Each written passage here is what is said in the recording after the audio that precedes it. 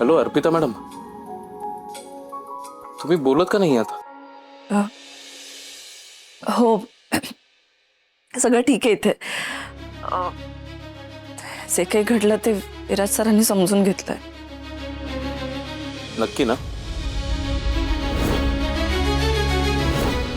हो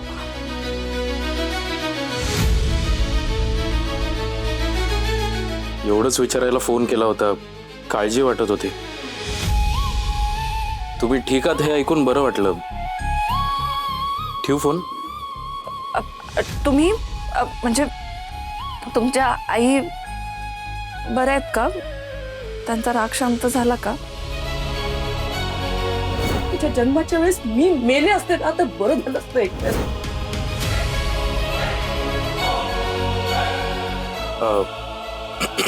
हो ठीक आहे ती आता, म्हणजे राग निवळलाय तिचा. काळजी घ्या त्यांची. या सगळ्या प्रकरणामुळे खूप त्रास झाला असेल त्यांना. कमाल आहे तुमची. म्हणजे माझी आई इतकं वाईट वागूनही तुमच्याशी तुम्हाला तिचीच काळजी वाटते. कारण आई आहेत त्या. मुलगा तुरुंगात असताना त्या आईच्या मनाची काय अवस्था झाली असेल ना, हे आईशिवाय दुसरं कोणीच नाही समजू शकत. आणि अहो खोटं असलं तरी सुद्धा त्यांना असंच वाटतंय ना की मी हे सगळं केलंय. मग तर रागवणारच त्या माझ्यावर.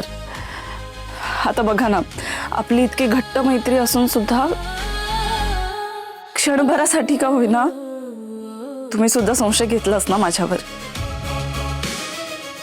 मग त्या तर मला नीट ओळखत सुद्धा नाहीत. आणि अहो आता या परिस्थितीमध्ये ना तुमच्या घरातले सगळे खूप हळवे झालेत. मग त्यांचा त्राग आपणच समजून घ्यायला हवा ना. आणि समीर, आपली माणसं कशीही वागली तरी त्यांच्या वागण्यामागे आपल्या भल्याचा विचार आहे हे आपण स्वतःला एकदा नीट समजावून सांगितलं ना की मग या गोष्टींचा त्रास नाही होत. हे तुम्ही माझ्या आईबद्दल बोलताय का विराज सरांबद्दल?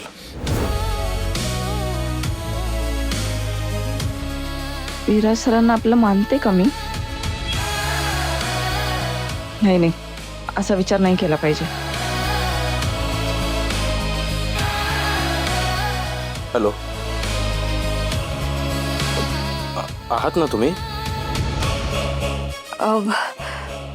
समीर, एक बोलायचं होतं मला.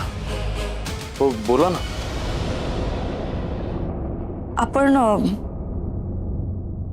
आपण एकमेकांना भेटणं टाळूया.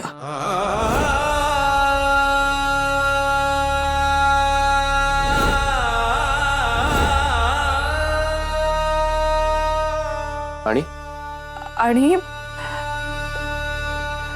म्हणजे योगायोगाने जरी भेटलो ना तरी बोलणं टाळूया.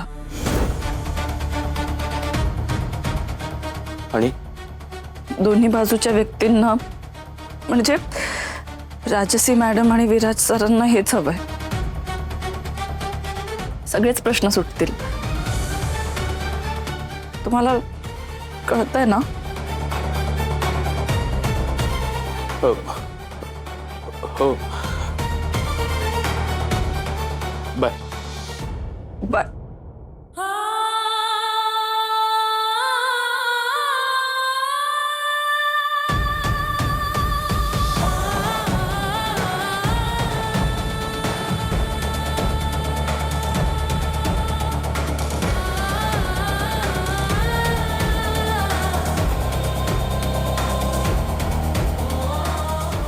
सगळं योग्यच चाललंय. मग तरी खूप काहीतरी जवळचं निसटून चालल्यासारखं का वाटतंय?